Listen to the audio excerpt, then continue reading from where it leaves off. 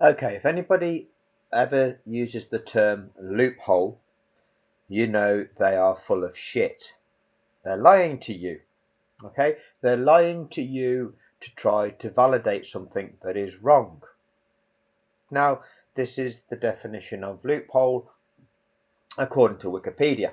So, it says a loophole is an ambiguity or an inadequacy in a system, such as a law or security, which can be used to circumvent or otherwise avoid the purpose.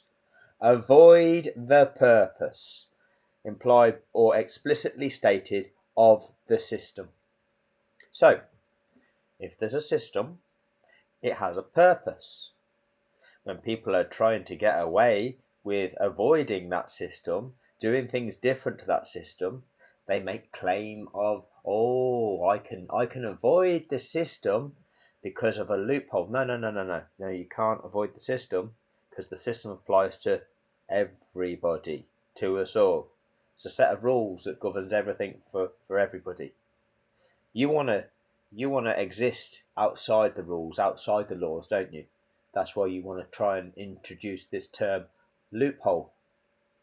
Okay? And it says there originally the word meant arrow slit. Okay? But once again it's become a bastardized, weaponized term for used by those who seek to somehow get away with wrongdoing, evading consequence for wrongdoing. Now, let's also check out regulations. Let's have a look at the regulations of the system. Now, the system that we're talking about is motor racing. And what we are saying, let's be clear about what we're talking about in motor racing. We are talking about a sport context. Okay, so in any given situation, there is context. What is the context of what this discussion is about? Well, the context is we are talking about a sport. That sport is motor racing. The way that sport is conducted is that from a standing start, from grid positions, the race begins when the lights go out, and the object is to see which of those cars gets to the finish line first after completing the required number of laps. That is the context of what we're doing. If you start moving before the order to start is given, you are jumping the start. Okay? That is what you are doing. You have false started, like in athletics. If you go before the gun, it's a false start. You've jumped the start. Okay? So, that's the context. It's quite simple. If you've jumped the start, you've jumped the start. There is no loophole. But you can get away with jumping the start if you can find a loophole allowing you to jump the start. No. No. What are you trying to do there? You're trying to get away with jumping the start, which you're not allowed to do in the context of sport. Would you do that in athletics? Would you do that in athletics? Oh, yeah, I'm trying to give a reason why I'm allowed to get away with going before everybody else. No. Okay, so that's quite simply what it is. Clear context.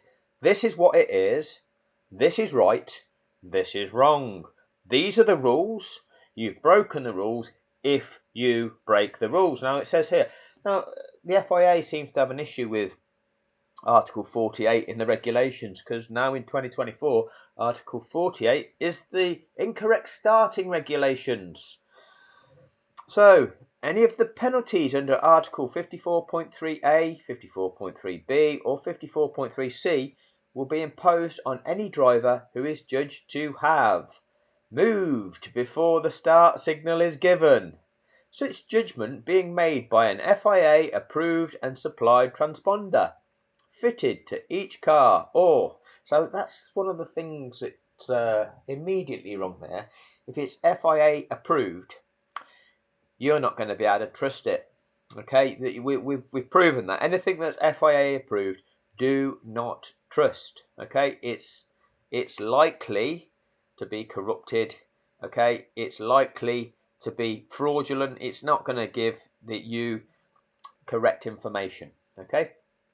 B, positioned his car on the starting grid in such a way that the transponder is unable to detect the movement at which the car first moved from its grid position, or after the start signal is given, or any part of the contact patch of its front tyres outside of the lines front and sides at the time of the start signal.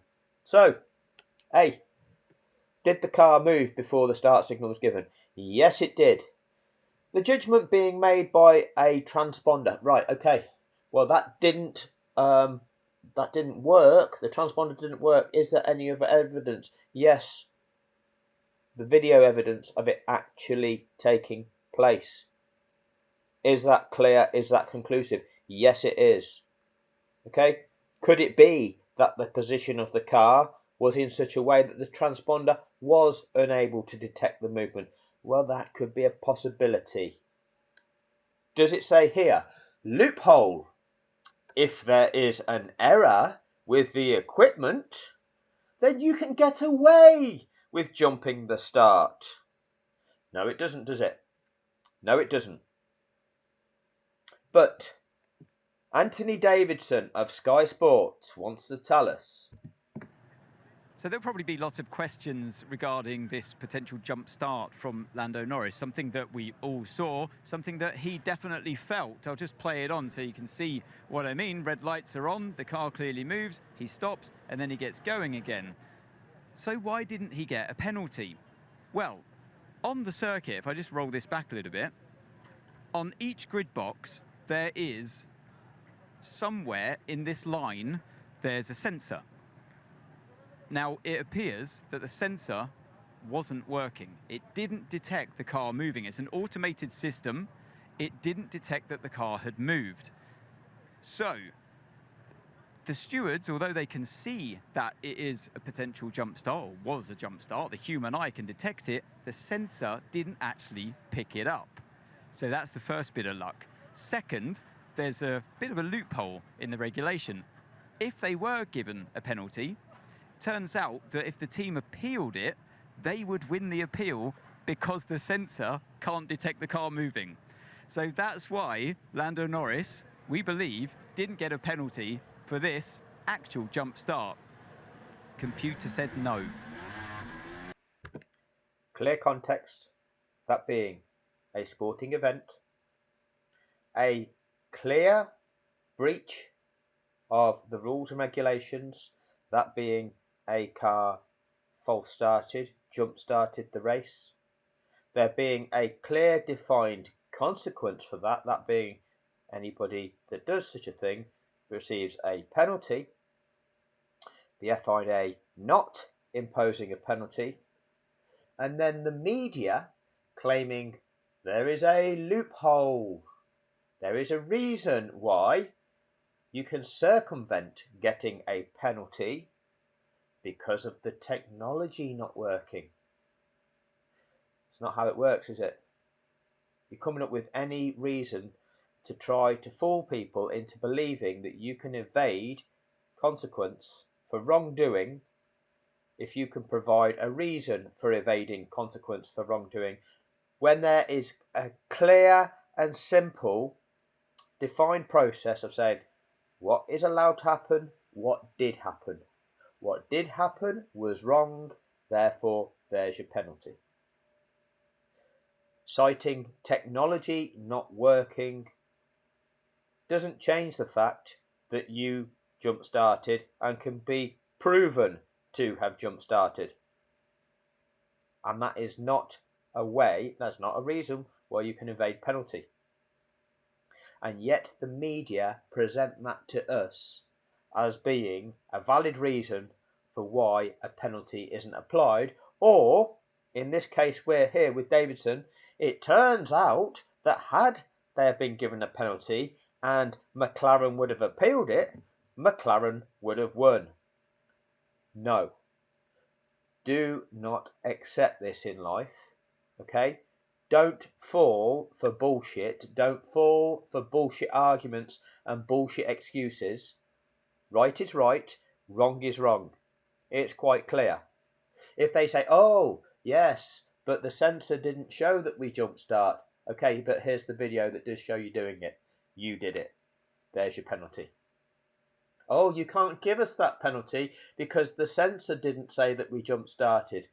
No, but this is the video showing that you jump-started. The rules are you're not allowed to jump-start. This is a sport. This is what we're doing.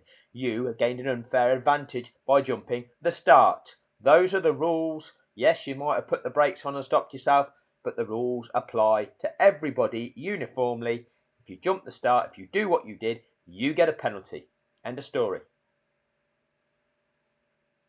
But we live in a world where people want to justify wrongdoing to avoid consequence for wrongdoing. Do not let your mind be conditioned by this. Do not let your mind be conditioned. It's happening with so many things in society. Thanks for your time.